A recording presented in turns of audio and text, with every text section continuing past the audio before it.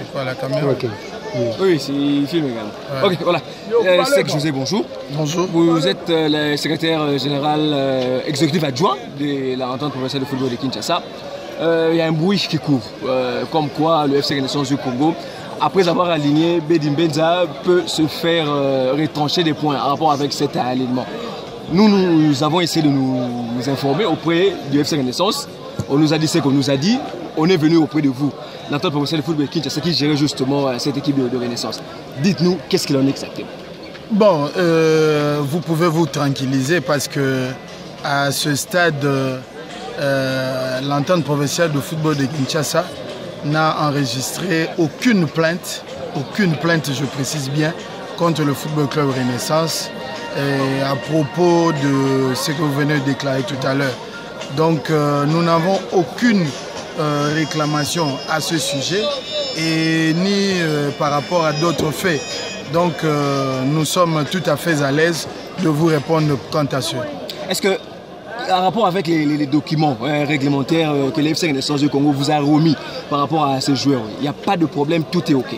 Non, nous ne sommes pas l'instance qui qualifie tous les joueurs. Okay. C'est-à-dire qu'il y a des joueurs émanant d'autres entités et d'autres fédérations qui peuvent être qualifiés par les instances habilitées, notamment la Fédération congolaise de football association et pour les transferts internationaux et notamment la Ligue de football de Kinshasa pour les transferts interligues.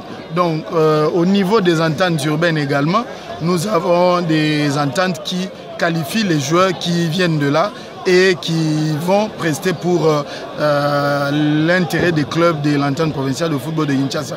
Donc à ce sujet, il n'y a pas de difficulté pour les pratiquants, les secrétaires sportifs qui connaissent les rouages en cette matière.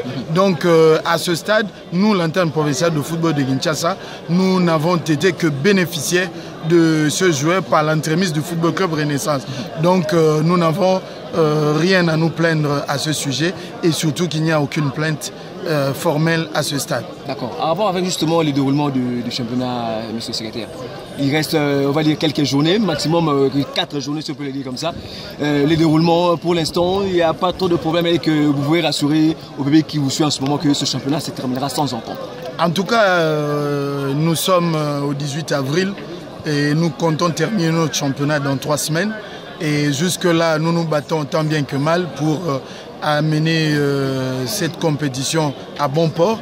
Et nous croyons fermement que nous allons y arriver avec l'apport de tous, bien entendu, des clubs producteurs de spectacles, des spectateurs et surtout de ceux qui nous aident à travers les infrastructures sportives, c'est-à-dire nos stades Tata Raphaël et le stade des Martyrs, que nous remercions jusque-là parce qu'ils nous permettent à ce que ce championnat se déroule dans les bonnes être de nôtre, parce que nous aimons bien évidemment que nous puissions terminer en beauté et surtout que vous devez savoir que le classement de l'EPFKIN au niveau du ventre mou se bouscule à chaque journée, surtout qu'aujourd'hui nous n'avons à ce stade relégué aucun club parce que tous les clubs se battent jusqu'à la dernière journée. Donc le suspense est de mise et nous appelons ce public-là à répondre présent, surtout pour vivre ce dénouement que nous espérons heureux.